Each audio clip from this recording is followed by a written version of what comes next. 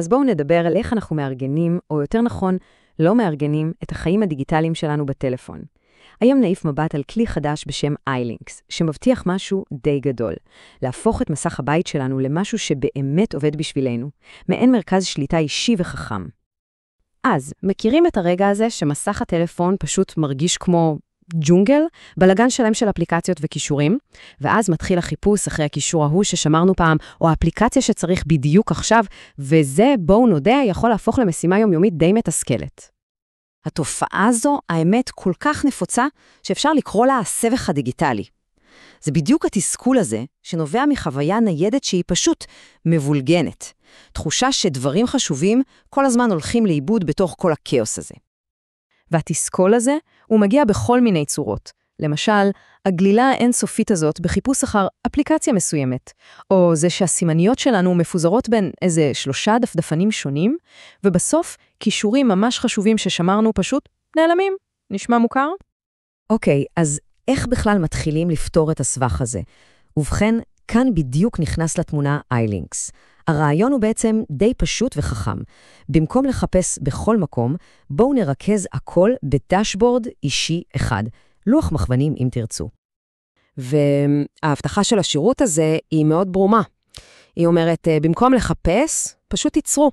המטרה היא בעצם לאפשר לכל אחד לבנות לעצמו דשבורדים, שהם גם יפים וגם מותאמים אישית, מלאים בקיצורי דרך, והכי חשוב, כאלה שעובדים מעולה בכל מכשיר. אז מה זה בעצם iLinks? בשורה התחתונה. תחשבו על זה כמו דשבורד אישי למובייל.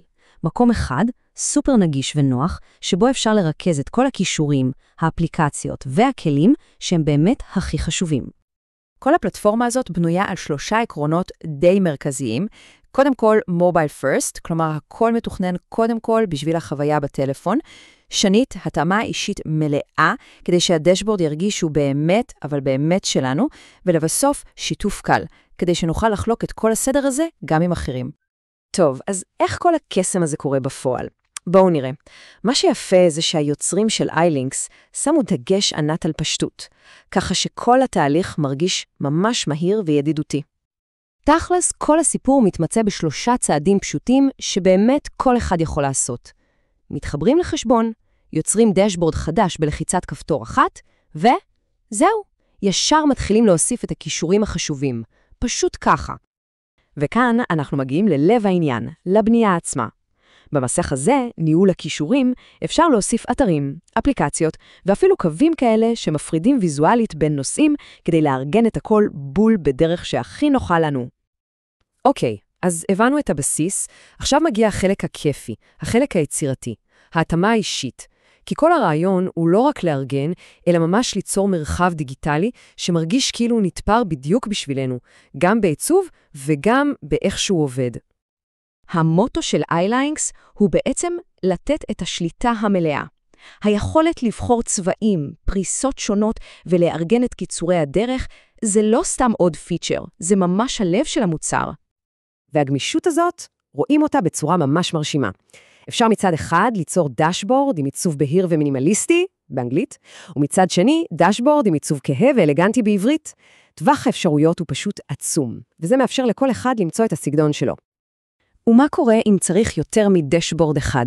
נגיד אחד לעבודה ואחד לחיים האישיים? אין שום בעיה. במסך הדשבורדים שלי אפשר לנהל את כל היצירות האלה ממקום אחד מרכזי, עם שליטה מלאה על כל אחד מהם בנפרד. והנה, זאת התוצאה הסופית. דשבורד נקי, אישי וסופר פונקציונלי. זה כבר לא סתם עוד מסך בית עמוס, זה הופך להיות ממש משטח השיגור האישי שלנו לכל דבר שאנחנו עושים במובייל. אבל רגע, iLinks הוא לא רק כלי אישי. בואו נדבר על התכונה המרכזית האחרונה שהופכת אותו גם למשהו חברתי. היכולת לשתף את העולם הקטן והמסודר שיצרנו. וכאן נכנס מימד ממש מגניב. המימד החברתי. אפשר לשתף דשבורד ספציפי עם חברים, עם המשפחה, או אפילו להפוך אותו לציבורי. תחשבו רגע על האפשרויות. דשבורד של כלי עבודה לצוות, רשימה של אתרי חדשות מומלצים, או אוסף מתכונים למשפחה. גאוני.